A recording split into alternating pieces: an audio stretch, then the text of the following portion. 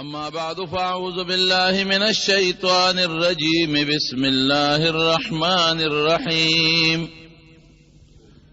الله يجتبي من عباده من يشاء الله يجتبي من يشاء من عباده ويهدي إليه من ينيب. رب العالمین پدې آیت کریمه کې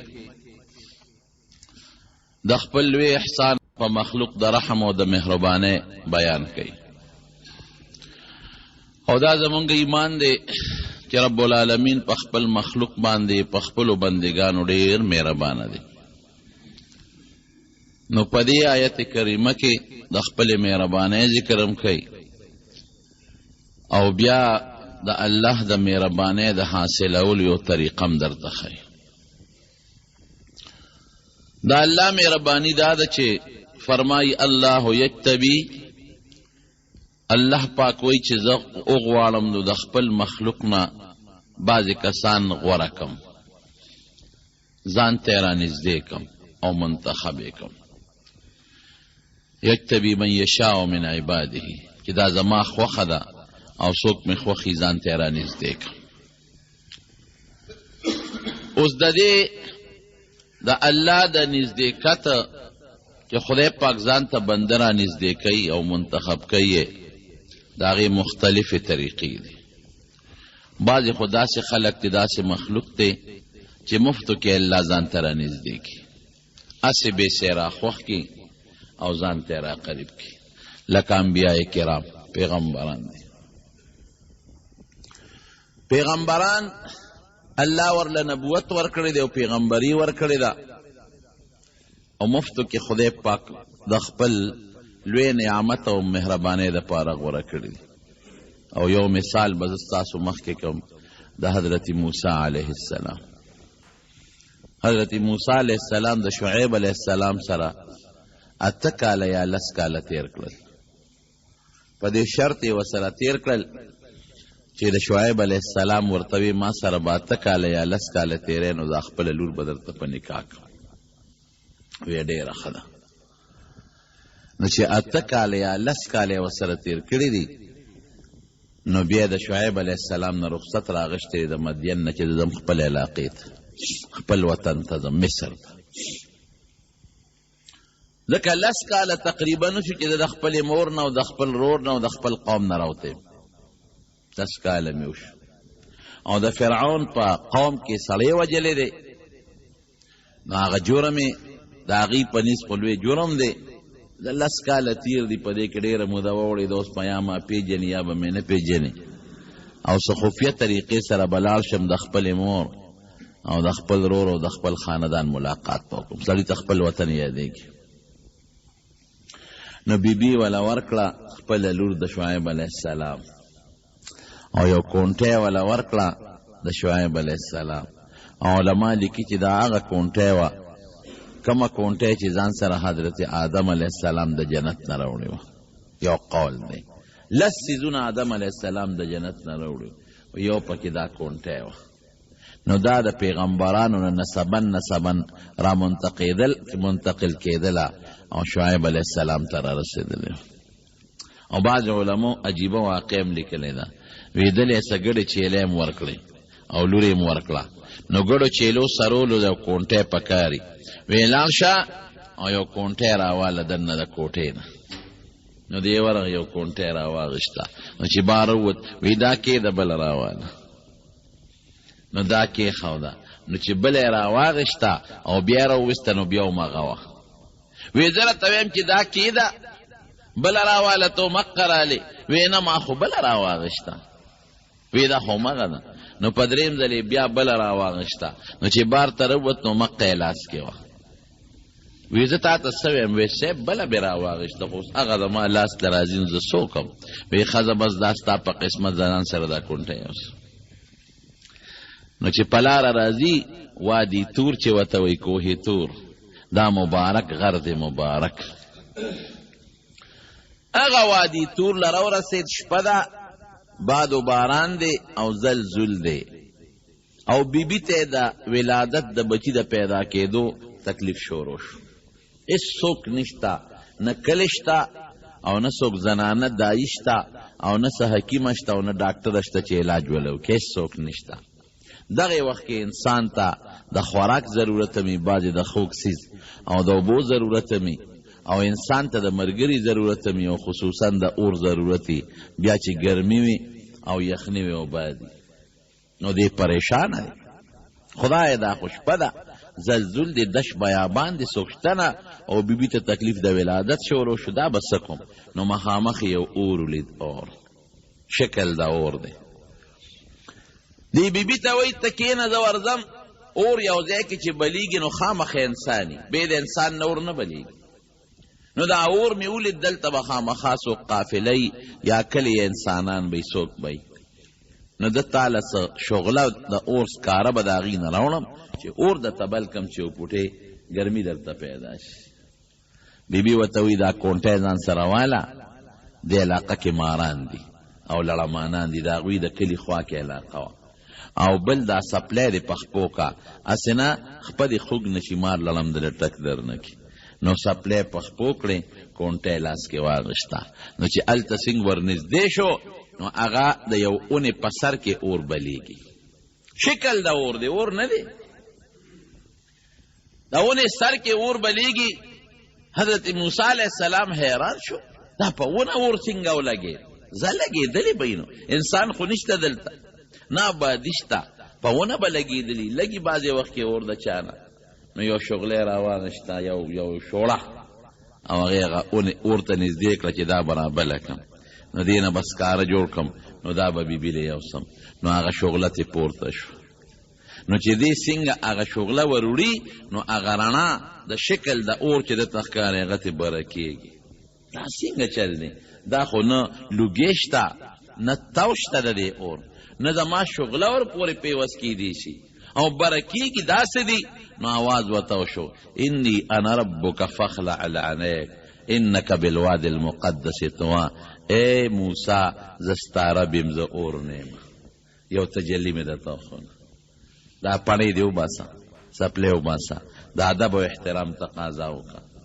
او دا یو ډېر مقدس او پاکه وادي ده، ځکه ستا په دې کې د خپل پروردګار او د الله سره ملاقات کېږي.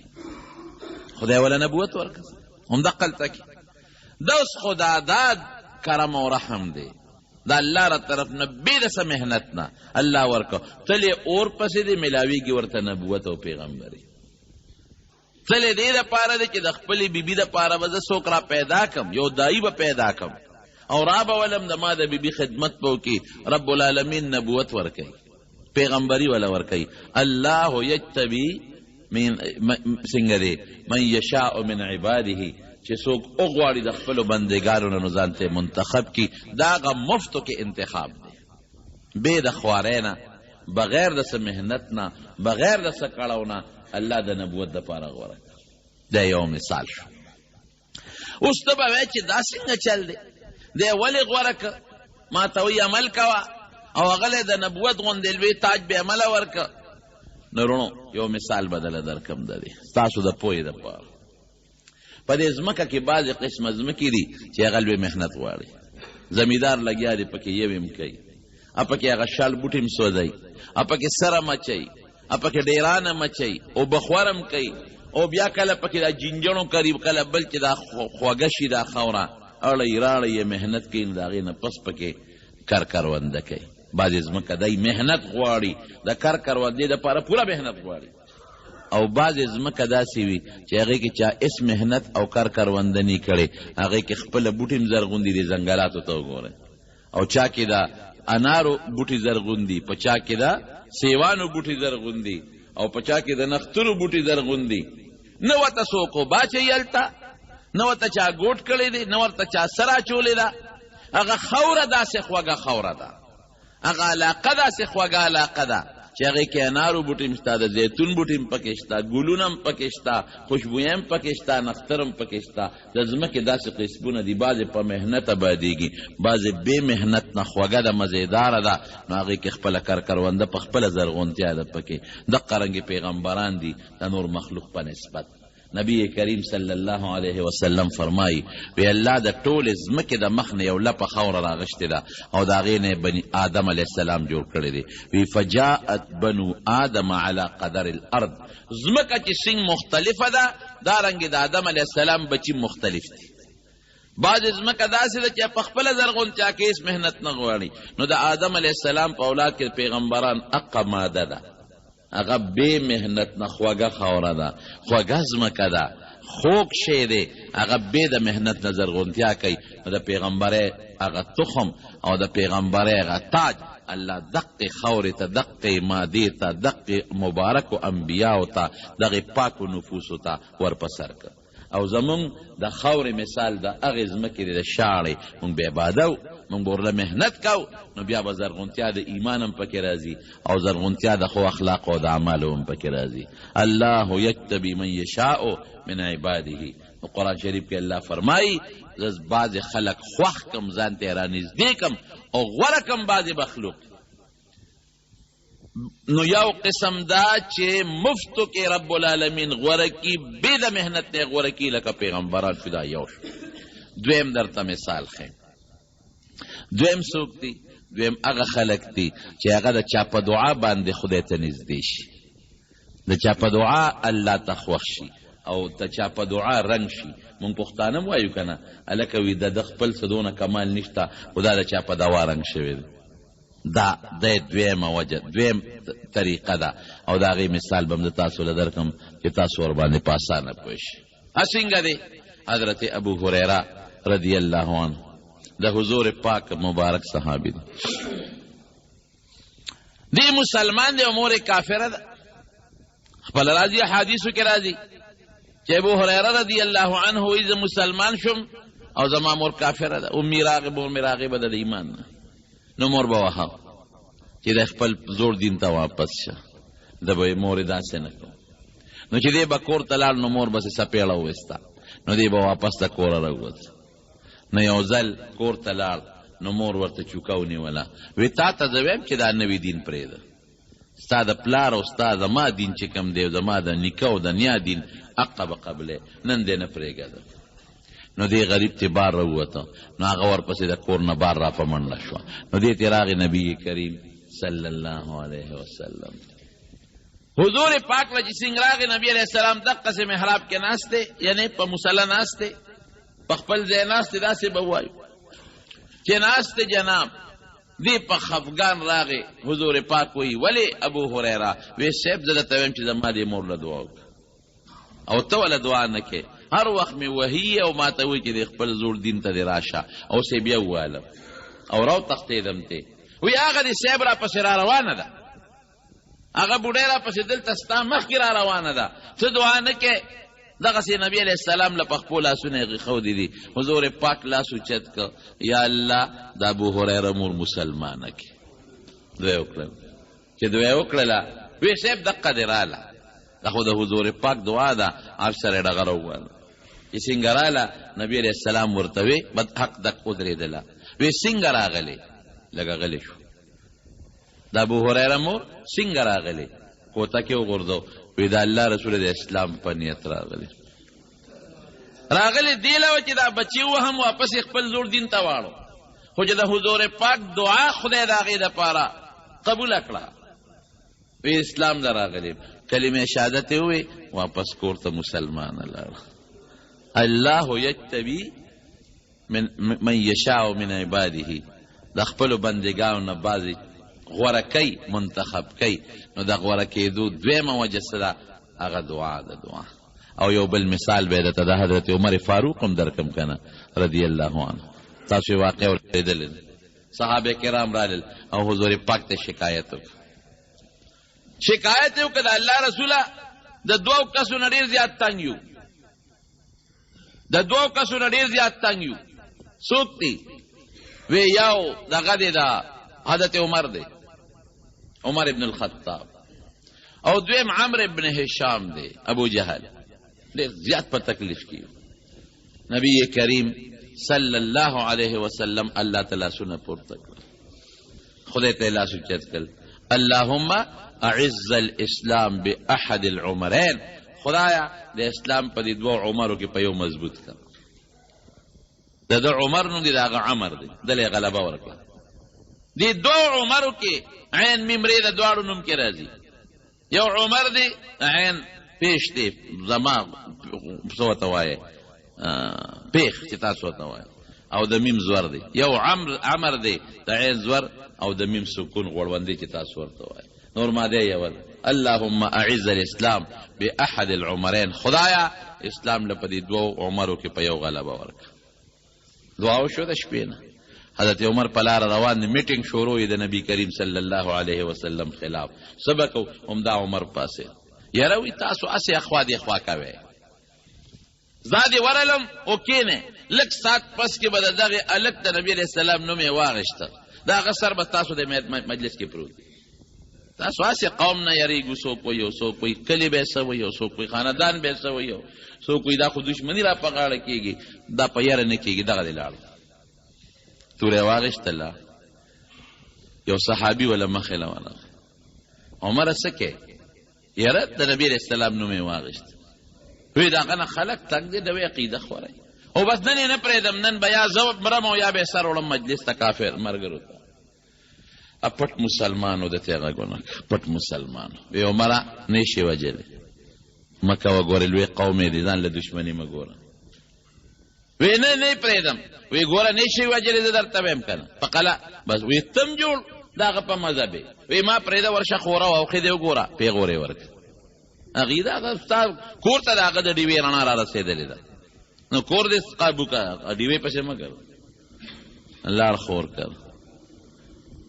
چې خور کره لاړه دروازه یې وډبوله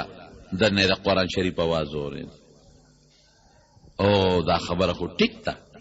دا خو واقعي چې د دغې پیغمبر رڼا زمونږ کور ته را رسېدلې ده دا څه وشو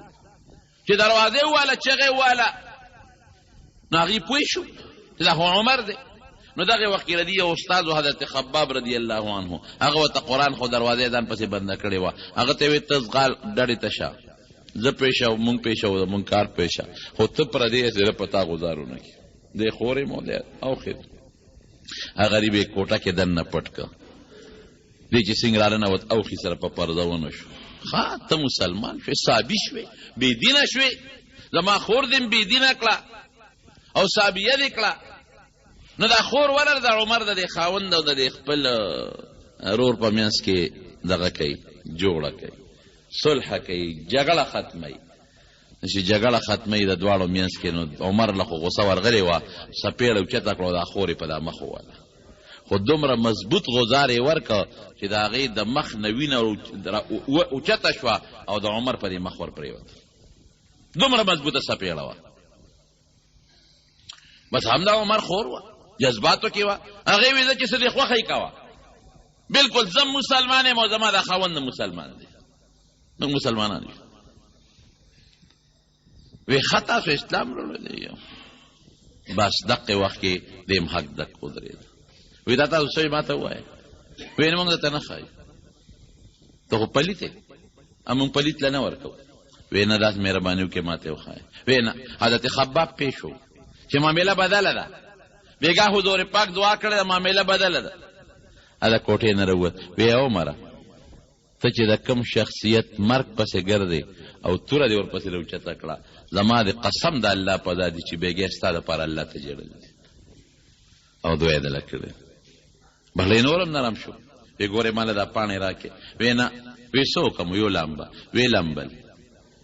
پاڼې والا ورکړل د قرآن شریف هغه کم لیکل چې لیکل هغې ورته مخامخ کړل اتفاقا دا آیتو انی انا الله لا اله الا انا فاعبدنی واقیم الصلاة لذکری زه الله ما له شریک نشته زما عبادت وکړه او زما د یاد دپاره ما ته ودرېږه ویې معبود نبی علیه السلام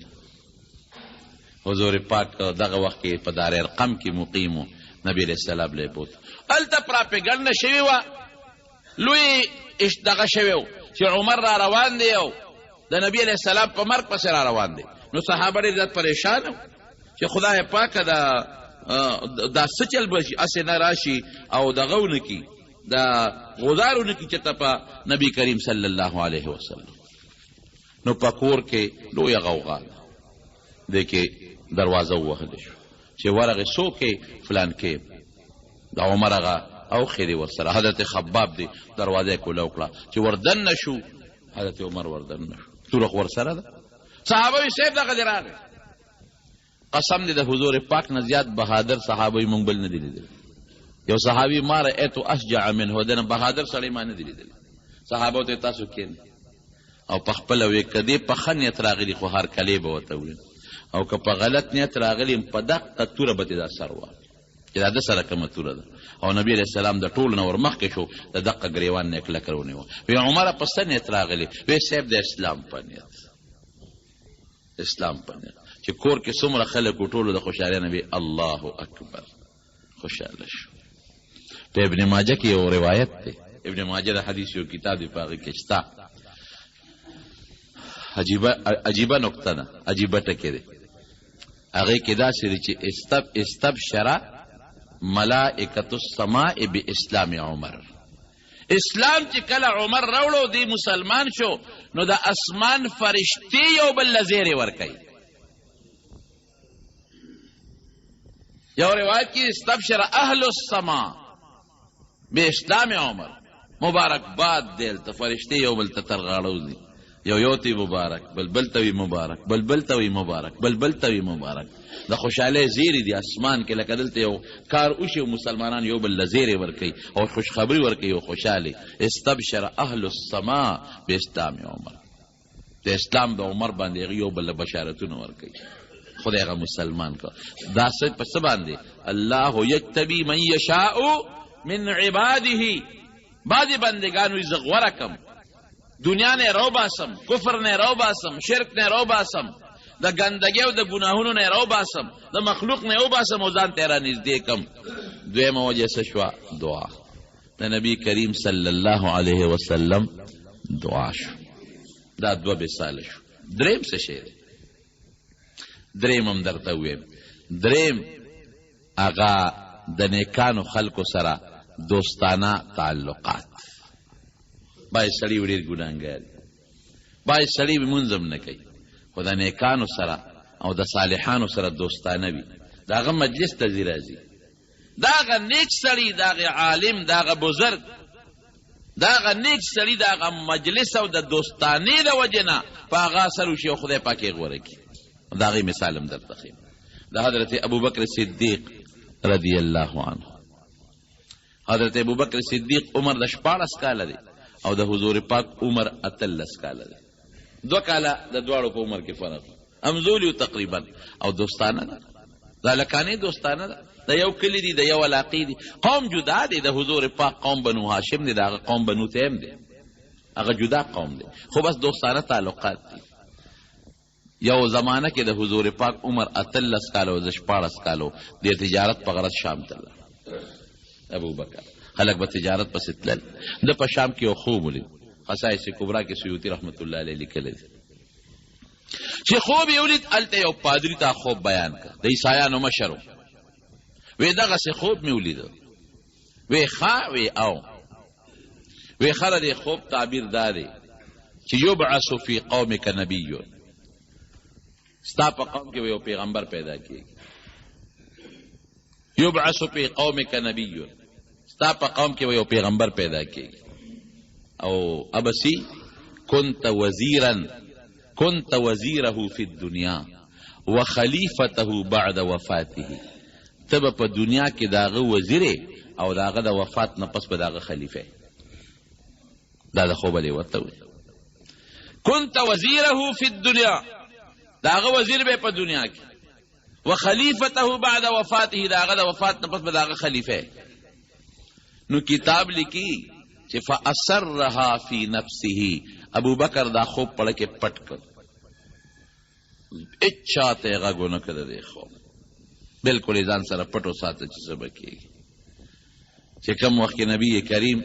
صلی الله علیه وسلم د نبوت دعوه وکړه، لومبی راغی حضرت ابوبکر صدیق ته دعوت ورکړه. ابوبکر مال خو خدای پاک نبوت راکړه، مال پیغمبري راکړه. ګوره د هغه دوستانې تعلقات او اثر ته اوس ګوره، نور هېڅ هم نشته. وی ښه ډېره ښه ده، ډېره د خوشحالۍ خبره ده. زما ملګري او ما ته معلومې د ماشوموالي نه مو یو ځای ژوند تېر شو. دا هغه وخت دی چې د حضور پاک عمر 40 کاله دی او د ابوبکر 40 کاله دی، 2 کاله کشر دی. وی بالکل ما ته معلومې، زما در باندې ایمان دی، هېڅ مسله نشته. خو هسې یو تپوس ته نه کوم، ما الدلیل علی نبوتک، ستا په نبوت دلیل څه دی؟ د نبوت یو دلیل خو دې راته وښایه چې څه دی؟ حضور پاک ورته فرمایي وی الرؤیا التي رأیناها بالشام رأیتها بالشام، وی هغه خوب زما د نبوت دلیل دی چې تا په شام کې لیدلی دی. نو ورپاسېده، فقام الیه کتاب کې راځي، حضرت ابوبکر صدیق ورپاسېده، واعتنقه، او حضور پاک سره ورترغاړه، معانقه ورسره وکړه، وقبله فيما بين عینیه، د دواړو سترګو په دا منځ کې دلته ښکل کړ. حضور پاک قبله فيما بين عینیه، د دواړو سترګو دلته کې ښکل کړ. او یشهد ان لا اله الا الله واشهد ان محمدا عبده ورسوله، مسلمان شو. نو یو ټکی مې یو کتاب کې ولیده، یو ډېر لوی عالم دی د کراچۍ او ډېر لوی بزرګ متقي انسان دی حکیم اختر صاحب، الله دې ولا شفا ورکړي، روغ صحت ته الله ورکړي. هغه یو کتاب کې مې عجیبه نکته ولیده، هغه لیکلی دی، ډېر عجیبه نکته ده. وی واحد حضرت ابوبکر صدیق دی چې د پیغمبر علیه السلام د نبوت نه پس هغه په تندي ښکل کړی دی، واحد. او واحد د ابوبکر صدیق دی چې کله د دواړو جهانو سردار وفات شو او دنیا نه رخصت شو، نو بیا هم په تندي د پاسه ښکل کړی دی. بخاري شریف کې راځي نبی کریم صلی الله علیه وسلم چې کله وفات شو، نو بعض صحابه باندې عجیبه کیفیت راغی. حضرت علی رضی الله عنه بېهوشه شو، حضرت عثمان رضی الله عنه ګونګې شو، خولې نه خبرې نه وځي. حضرت عمر فاروق رضی الله عنه بالکل دماغو کار پرېښود او توره یې واخېسته او دقسې په منبر کېناست او اعلان یې وکړ. وی خلک وایي چې نبي علیه السلام وفات شوی، دا خو منافقان دي چې چا دا خبرې شروع کړې دي. هغه وفات نه دی، کو هغه تللی د الله ملاقات لا، څنګه چې موسی علیه السلام کوه تور ته د الله ملاقات له تللی او واپس به راځي. او چې څوک هم وایي چې نبی علیه السلام وفات دی، زما په دې توره به د هغه منافقانو نه سټونه وایي چې هغه هم نه شو کولی. لیکن حضرت ابوبکر صدیق راغی، چې راغی بس نور خلک یې پرېښودل او نیغه د نبی علیه السلام کوټې مبارکې ته ورننول. دا خو د لور کوټه وه، د بی بی عایشه صدیقې رضی الله تعالی عنها کوټه وه، هغې ته ورننوت. چې څنګه ورننوت کوټې ته او حضور پاک یې وکت. بخاری شریف کې حدیث دی، په نبی علیہ السلام مبارک د مخ نه صادر لري کا، فقبله فاکب علیه وقبله، په ور پریوت او خکلی او ورته سوی طبت یا حبیبی حیا و میتا، ای زما دوستا په ژوند څه ښکلی وی او د وفات نه پس څه ښه ښکلی ښکلی. نو د حکیم اختر صاحب دامت برکاتهم دا نکته عجیبه نکته ده چې د نبوت میلاوېدو نه فورا پس چا ښکل کړی دی؟ حضرت ابوبکر صدیق رضی الله عنه. او د دنیا د رخصتۍ نه پس بیا چا ښکل کړی دی؟ حضرت ابوبکر صدیق رضی الله عنه. نو حضرت ابوبکر صدیق ته رب العالمین ایمان ورته نصیب کړی دی، ته نصیب کړی دی د نبی علیہ السلام د دوستانه تعلقاتو په برکت باندې، دوستانه تعلقاتو. نو د الله د نزدېکت بل سبب دوستانه تعلقات دي، بل سبب یې څه دی؟ او دا دواړه ډېر مبارک دي جناب. حضرت ابوبکر صدیق رضی الله عنه، حضرت عمر فاروق، دواړه دونه مبارک استی دي. سوچ کوم زه هغه ځای کې دفن دي چې کوم ځای کې د دواړو جهانو مبارک سردار دفن. او مسله د دین داسې ده، نبی علیہ السلام مبارک فرمایي وی د کم انسان خوره چې د کم ځای نه اغشتلی شوي د قبر به هلته وي.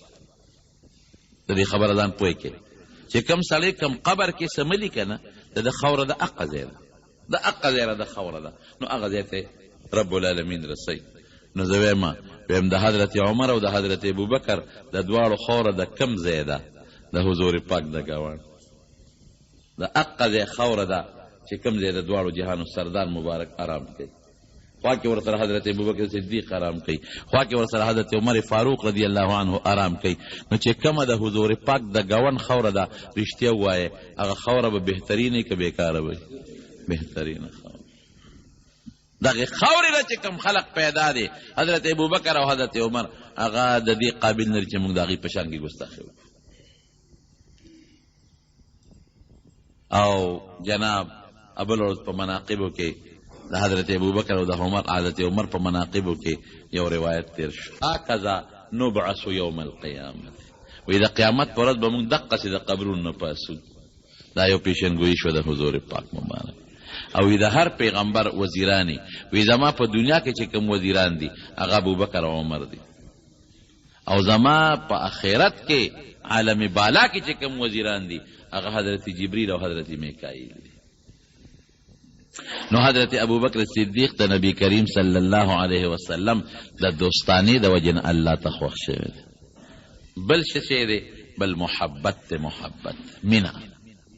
د محبت د وجه نه او د مینې وجه نه خدای پاک بعضې خلک نږدې کوي الله یجتبی من یشاء من عباده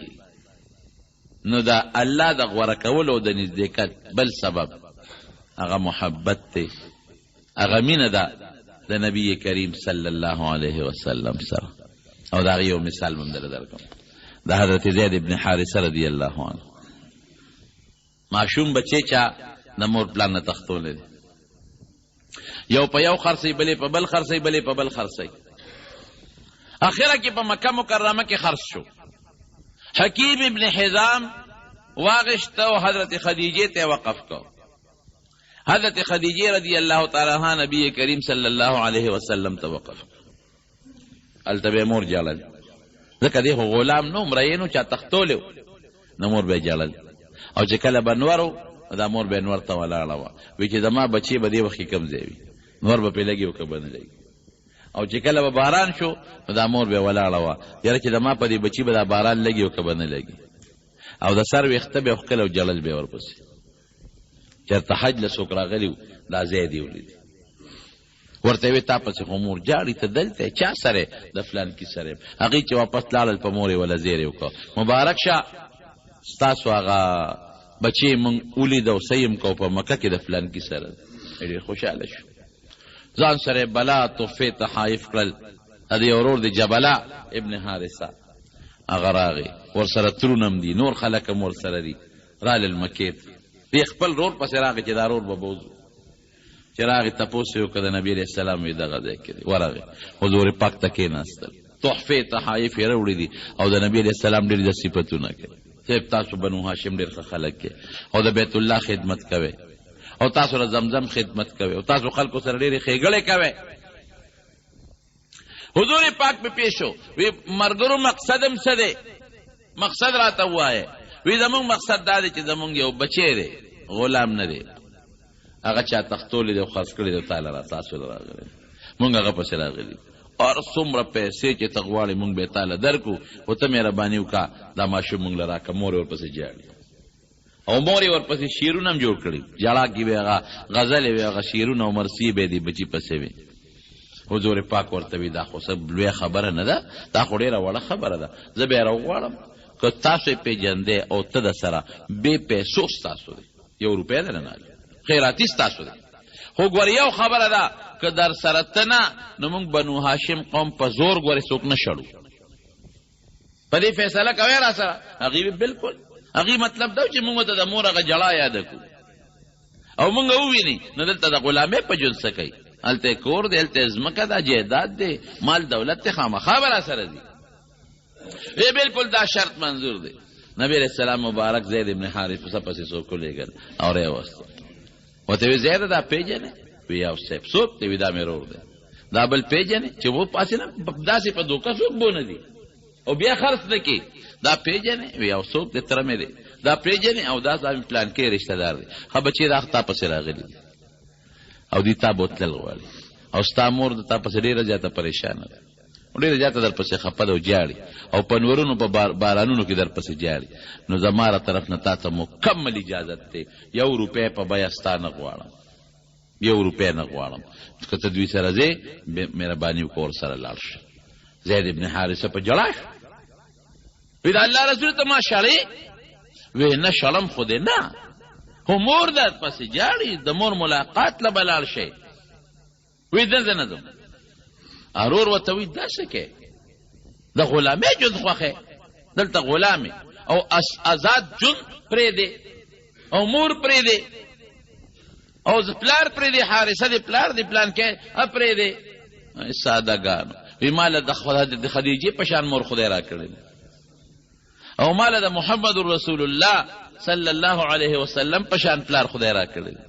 او ماله د بیبي فاطمه په شان خویندې خدای را کړې دي. تاسو څه سادهګان یې، د دنیا په یو نعمت دا غېږ نه پرېږدم. زه د مور ملاقات له به زه راشم څه وخت، لیکن دا دی چې ته پرېږدم، دا غلامي ده او سرداري ده، دا چې ته پرېږدم. نبی کریم صلی الله علیه وسلم فورا اعلان وکړ، وی نن نه پس به زید ابن حارثه نه وایه، دا به نه وایي چې زید د حارثه زوی، نن نه پس به چې زید ابن محمد، زید د محمد زوی، دا زما بچی.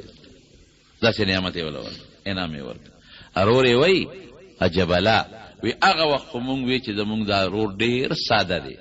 غلامي یې خوښه کړه او ازادي یې خوښه نه کړه، پردی وطن یې خوښ کړه، خپل وطن یې خوښ نه کړه، مالداري پرېښوده، غربت یې خوښ کړه. وی وروستو راته پته ولګېده چې قسم په خدای زما ورور زید هوښیار و، مونږ قمقل وو. هغه یو غېږه خوښه کړه. په قرآن شریف کې د یو صحابي نوم نشته، د یو صحابي سوا د ده نه، او په ډېر بهتر انداز کې نوم ذکر شوی دی، فلما قضا زید منها وطرا زوجناکها. قرآن شریف کې دقه یو صحابي نوم ذکر دی، په خو الفاظو سره الله ذکر کړی دی، زید ابن حارثه. دا د څه د وجې نه؟ دا د محبت د وجې نه. د نبی کریم صلی الله علیه وسلم سره محبت ساته، الله ځان ته خوښ کړ. دونه خوښ شو رب ته، پروردګار ته، چې پرون زموږ یو حدیث تیر شو، د ده بچی اسامه نومې دی، د کوټې دی. نبی کریم صلی الله علیه وسلم او رنګ هغه د زید ښکلی و، د اسامه تک تور و د رنګ،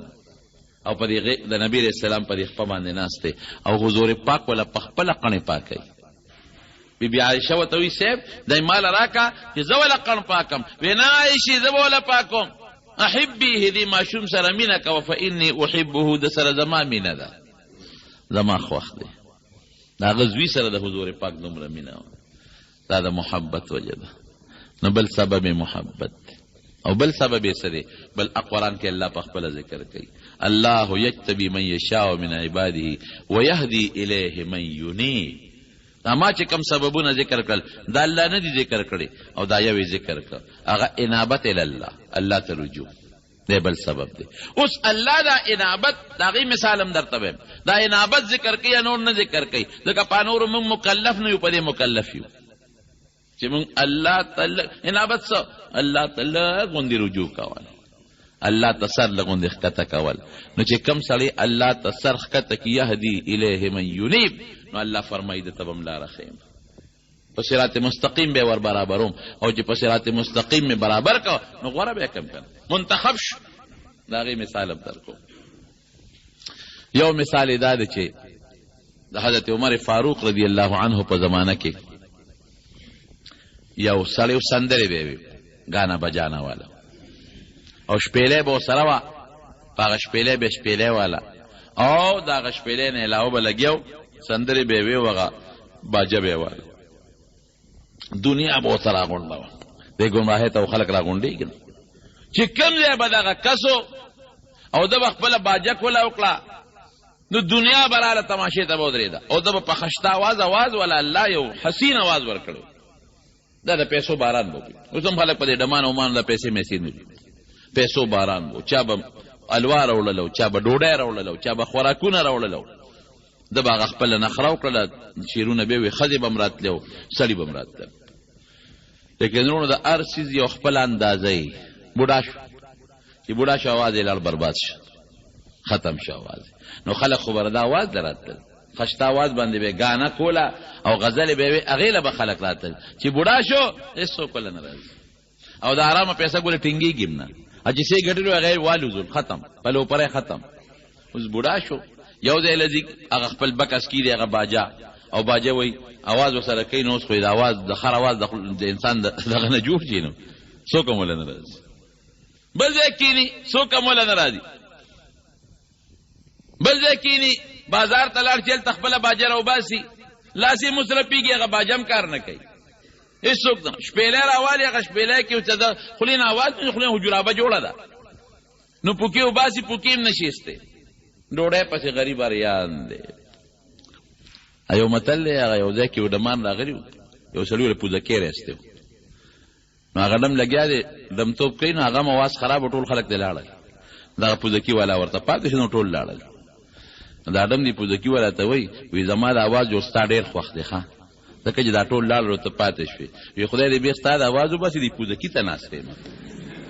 دا ډول شو دی چې کله دا خپل پوزه کې اوچت کما نو आवाज د خدای نعمت تیرونو خو چې د الله په ذکر کې وچلې الله اکبر आवाज د الله د خدای لوی نعمت ته خو چې د الله قران پیدا کې او خشتناتونه پیوې نظمونه پیوې د الله صفت د پیغمبر صفت پیوې نو چې دې بوډا شو نش پیلې والی شي نه باجه والی شي نه چغي والی شي نو نار نه ور دي اوګه څنګه نو د راغي مدینه شریفه ته بالکل ناری په تیریږي نو د بقی مقبره ته لاړ جنت البقی چې کومه مقبره ده نو هغه مقبره کې یو زوړ قبر او ناس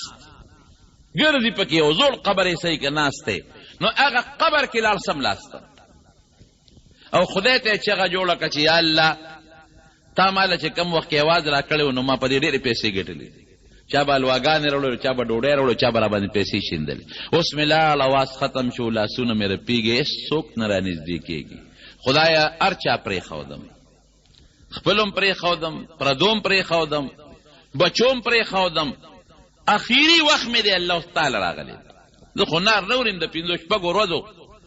نوټ لوګې تندې را باندې تېرېږي خدای تعالی راغلی مو دی قبر کې درته ملاستې مو دوه څادره مې ځان نه د کفن ته وکړي دي نه مې د قبر کنېستو ته حاجت شته او نه مې کفن اغوستو ته حاجت شته بس خدای ما نه سو باسي چې بس په دې قبر کې سملم چې خبر خلاصه شي بل څوک به نشته هم تعالی راغلی وروڼو یو مثال به درکړم کم د انسان یو زوی دی خدای دې نه کړي خو چې د چا زوی فالج ووایي نو ټول خلک به دې تختی خو مور پلار یې پرېښودی شي نشي پرېښودی خپل خپلوان هم بیا نه رانږدې کېږي ورته دوستان هم بیا پردي شي ګاونډیان هم بیا پردي شي مور او پلار نه پردي کېږي که د دنه غل او متیادم په دا کټ کې بیږي خو اقا مور راځي او د دې بچي هغه متیادم هم پاکوي هغه نه پردی کېږي هغه پلار به ګرځي حرام او حلال به را پیدا کوي خو دې بچي له به راځي پردی کېږي نه الخلق عیال الله مونږ ډېر ناقصه سوچ دی مونږ پوه نه یو نبی کریم صلی الله علیه وسلم فرمایي دا مخلوق د الله داسې دی لکه د انسانان چې د خپلو پلارانو نه د پلارانو څنګه دي داسې دي داسې د خدای اولاد نه دی د خدای بچی نه دی خدای له اولاد او بچی نشته خو لکه سین چې بنده په خپلو اولاد مهربانه دی دارنګې الله په دې خپلو بندګانو مهربانه دی چې د هر چا نه ناپوره شی وتښتي او هر څوک دې وغورځوي نو خدای ته ودرېږه نو خدای دې نه غورځوي ځان ته دې رانږدې کوي خدای دې نه غورځوي یهدی الیه من ینیب الله قرآن شریف کې فرمایي چې لږ دې الله ته انابت وکړو لږ رجوع دې وکړه نو خدای دې پس ځان ته رانږدې کوي بیا الله یجتبی من یشاء من پرېږدي دې نه بیا نو وی خدایا کفن ته مې حاجت نشته اغوستې مې دی قبر کنېستو ته مې حاجت نشته پکې ملاستې او د اووه اتو ورځو نارې ما آواز مې لاړ خراب شو باجه نه شم والې څوک ډوډۍ نه درکوي پروردګاره بس ما نه دلته سو بس هلته خلیفة المسلمین حضرت عمر فاروق خوب ویني حضرت عمر فاروق او په خوب کې الله ویني الله ورته وی لاړ شه بقي مقبره کې یو بنده دی او اخر وخت کې ټولو خلکو پرېښود نو ماله راغی ټولو خلکو شړه بچو شړ پردو شړه ماله راغی فټافټ فورا ورشه د بیت المال نه مستقله وظیفه مقرر کا او راولې یو مضبوط منصب ورکو ځان ته نږدې کا اله شابه دله ورشه د ده په نږدېکت تاله د جنت مرتبه اوچتو شابه فټافټ ځان ورسوه حضرت عمر غوندې هغه شخصیت الله ورلیږي چې د کم شخصیت متعلق وختي د ابن ماجه حدیث به درته ووې چې د اسمان فرشتې د چا په ایمان یو بل له زیرې ورکوي حضرت عمر را پاسېد چې راغی بقي کې ګرځي یو خبل خمنډې وای چې ورغې چې کم قبر کې پروت دی یو زه ګوري یو کنده بله کنده چې ورغې دی پکې پروت دی چې د حضرت عمر ولید لوی هیبت د حضرت عمر خو لوی هیبت وکړ حضرت عمر د هیبت نه خبره نبی کریم صلی الله علیه وسلم یو حدیث کې راځي یوې ښځې منښته کړې وه حضور پاک ته راغله وی صاحب ما یو منښته کړې ده که د دې جهاد نه ته خدای سالم واپس راوستې نو زه به تمبل وم وی که منښته دې کړې وې وه او که دې نه کړې مې وه وی نه منښته مې کړې ده نو لګیا وه د خوشحالۍ نه تمبل و دې کې حضرت ابوبکر راغی همغسې تمبل وی حضرت عثمان راغی همغسې تمبل وی خو چې حضرت عمر راننوته نو زه یې تمبل د لاندې کړه د پاسه پې کېناست حضور پاک وی عمره وی ابوبکر وی چې ته کم دی ته راشې نو شیطان هم دغه ځای نه تښتي چې ته کم دی را شیطان تښتي وی دې تمبل و ابوبکر راغ زه ناست وم هغسې و ابوبکر راغی همغسې و عثمان راغی همغسې و وی چې ته رالې نو وی تمبلې د ځان لاندې وی د الله رسوله ته مناسب چې خلک ستا نه ویرېږي او یو بل روایت کې راځي اولو زمونږ حدیثو کې تیر شو بار حبشان یو جنۍ وه حبشیه هغه وینځه وه دا وینځې خو هر څه کوي نو ماشومان ورته راغونډو او دا وینځه ورته ګډېده په لاره کې وینځه ورته ګډېږي سندرې وایي او توره وینځه ده ماشومان ته ګیر چاپېره راتاو دي نبي کریم صلی الله ورته د دروازې د په سوري نه وکتل عایشې ته وایي راشه عایشې وګوره ښځې ته وګوره هم پېغله ښځه نه وه لکه جنۍ وه د جنۍ ته وګوره هغه د ګډېږي او ماشومان ترې راتاو دي تماشې کوي ورته تعجب کې دي دی کې حضرت عمر فاروق رضی الله عنه راغی چې راغی ښځه هم وتښتېده ماشومان هم وتښتېدل حضور پاک وفرمایل وی چې عمر راغی او هغه ښځه د انساني شیاطین او جن شیاطین نه ته ښکاري چې په دا کوڅو کې بنډې وایي عمر د وجه عمره وی چې په کومه لاره دی شیطان تا سره یو دی په لاره نه ځي د هیبت دی چې څنګه ورغې اوس هغه کاکا خو په قبر کې پروت دی چې عمر یې ولید بس پره پیدو شو دا څه په مسله باندې ما خو د مرګ سوال د خدای نه کو چې دلته ملک دا خو امیر المؤمنین راغی د هغه خو لوی هیبت دی دا به څه کېږي حضرت عمر فاروق د مټه ونیوه وی یارېږه ما خپل پروردګار په خوب کې لیدلی دی او ما ته اډر کړی دی حکم چې زما هغه دوست قبر نه وباسه ما ته انابت کړی دی ما ته رجوع کړی ده ټولو خلکو پرېښود زه خو یې نشم پرېښودی ټول خلک ته پردي شو زه خو دې نشم پردی کېدی که نه روچتې که بویه ته تنخوا د بیت المال درته مقرر شوه بس الله داسې مهربانه ذات چې زما اواز خشته او زما ځواني د عبادت وه نو ما په ډمتوب کې تېره کړه زما لاسونه خپې چې د کار وې او زما وجود د رجوع د نیو دی او زما لاسونه خپې د الله د سجدو دي نه مې په ډمتوب کې تېر کړل چې د هر څه نه پرېوتم نو بیا مې ځان ته خدای راکاږي دونه مهربانه ذات بس تر مرګه پورې هغه سړی الله ته په سجده او الله ته په زاره یهدي الیه الله ځان ته نږدې کوي څوک من یونیب چې څوک ځان الله ته نږدې کوي او دویم مثال هم در کوم یو سړی دی هغه لګیا دی سندره وایي خشته اواز یې دی ښکلې مزېدار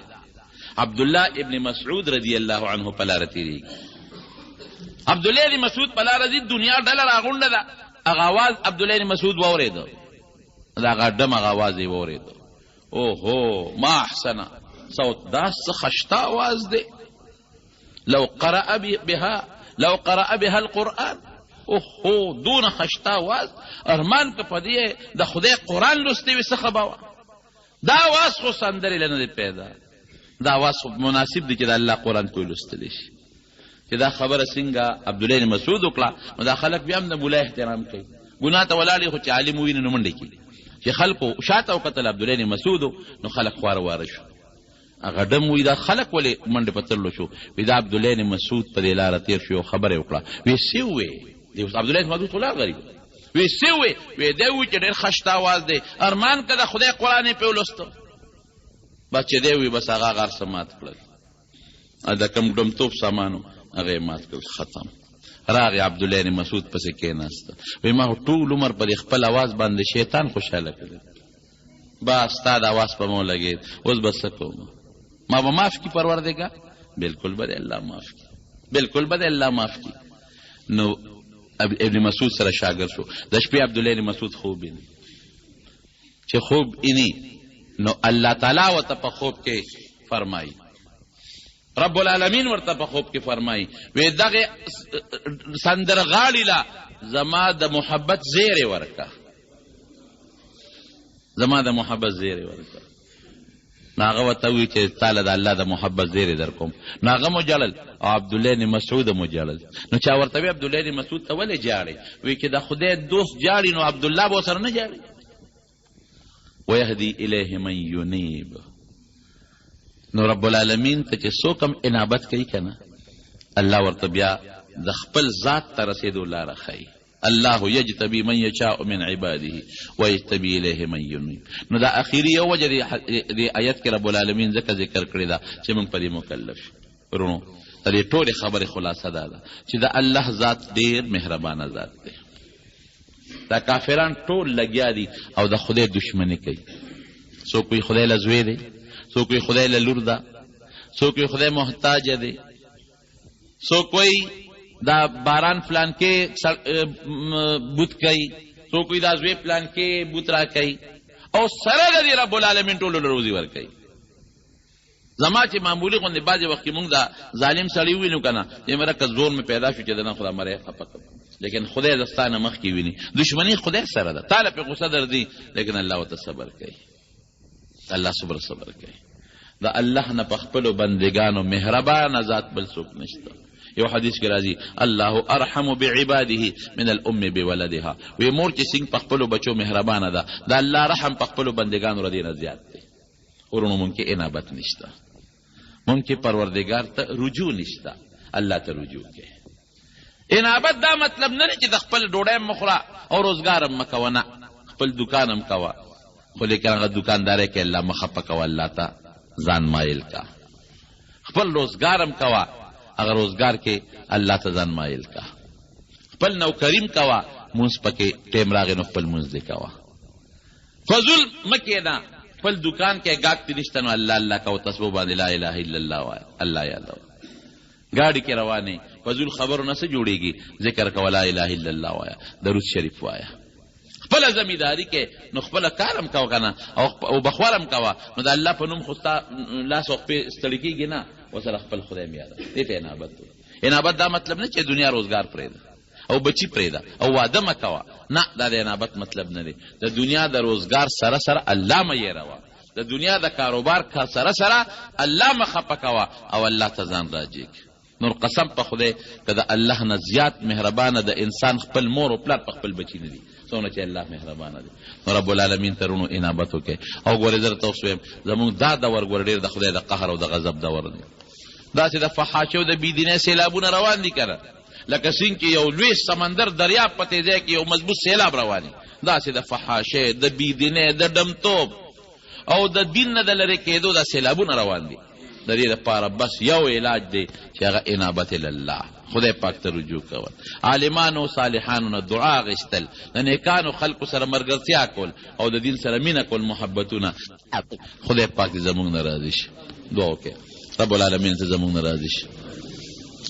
چې څومره مردگان وفات دي الله ټولو مغفرت نصیب کړي الله ته زمونږ نه راضي شي یا الله ته زمونږ نه راضي شي یا الله ته زمونږ نه راضي شي الله د دنیا او د آخرت د فتنو او د مصیبتونو او د آفتونو نه په امن او امان کې وساتي او د دنیا او د آخرت خیر هم نصیب کړي خدای موږ د خپل قهر او غضب نه وساتي الله په دنیا کې د خپل قهر او غضب نه وساتي الله د مخلوق د شر نه وساتي خدای د مقدمو او سپتالونو نه وساتي د سخو مرزونو نه وساتي الله اتفاق هم نصیب کړي د اختلافاتو نه وساتي الله چې څوک مریضان دي په دې مجلس کې یا په کورونو کې خدای ته ټول شفا ورکړي خدای که څوک تنګدسته قرضداران د حلال او رزق نصیب کړي خدای زموږ په کارونو کې برکت پیدا کړي زموږ د ټولو د بیت الله او د حضور پاک د مبارک کلی سفر بار بار نصیب وګرځولې اخر وخت په خپل دا کریمه نصیب کړي لا اله الا الله